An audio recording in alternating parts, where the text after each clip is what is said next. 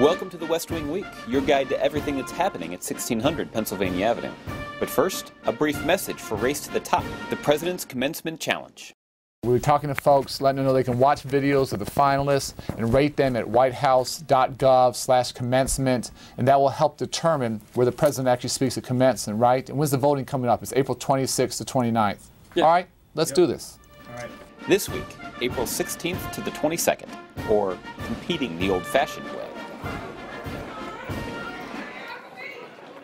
On Friday, April 16th, President Obama headed over to the Department of the Interior to take part in America's Great Outdoors Conference. Theodore Roosevelt, avid bird watcher, bear hunter, set out on a tour of the American West that would change his life and the life of a nation forever. But the president was quick to draw a distinction between himself and his rough-riding predecessor. I will probably never shoot a bear. Later that afternoon, the President's Economic Recovery Advisory Board met in the Roosevelt Room to discuss a range of economic issues, including job creation, and the President's proposal to double the number of exports over the next 5 years. I jumped a little bit when you said going to double the exports in 5 years. I figured out what the compound annual growth rate there means. I said, my God, what's the guy want from us?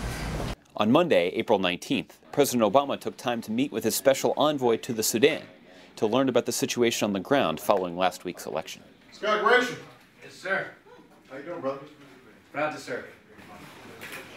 Good to see you. You don't look any worse for wear. Later that day, Vice President Biden joined Robert Gibbs in the press briefing room for an important announcement about Iraq. Iraqi security forces, with the support of U.S. forces, killed the two most senior leaders of al-Qaeda Iraq. He went on to add, their deaths are potentially devastating blows to al-Qaeda Iraq.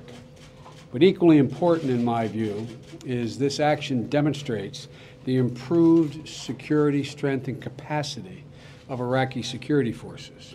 On a rainy Wednesday, April 21st, President Obama met with bipartisan members of the Senate at the White House. They had 90,000 at Tuscaloosa. I think it was 70 at all. Yeah, it's a good crowd. Same day. We just need a quarterback now. They were there to discuss the Supreme Court vacancy left by the retirement of Justice Stevens. As Justice Stevens said, I think it's very important, particularly given the important cases that may be coming before the Supreme Court, that we get this process wrapped up.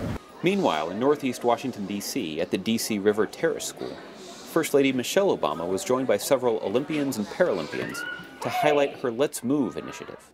And I'm also really excited to introduce you to First Lady of the United States, Michelle Obama.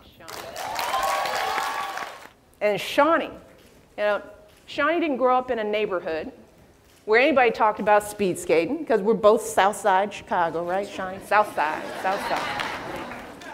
But we didn't grow up with speed skating. How do you even know about speed skating? We had ice, but we didn't have speed skating. And on Thursday, April 22nd, the president traveled to New York City, where he delivered a speech at Cooper Union on Wall Street reform. It is wonderful to be back in Cooper Union. You may remember Cooper Union not only as the site of President Lincoln's famous address, but also the location where President Obama, some 2 years ago, advocated strict reforms to our financial system. With a dedicated agency, setting ground rules and looking out for ordinary people in our financial system, we will empower consumers with clear and concise information when they're making financial decisions. So instead of competing to offer confusing products, companies will compete the old-fashioned way by offering better products. And in the afternoon, President Obama hosted a reception in the Rose Garden, marking the 40th anniversary of Earth Day.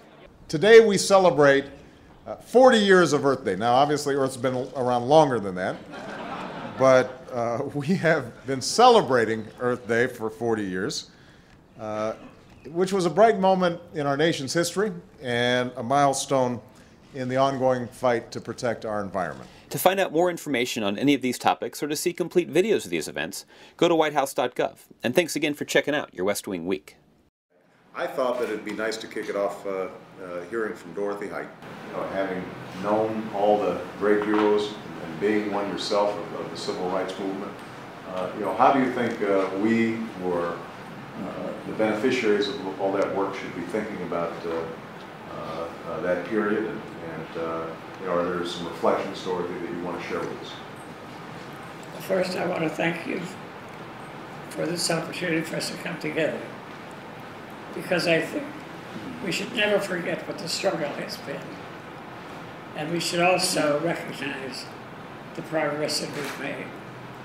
And of course, you're part of that great progress, and we're very proud of it. It means a great deal to us.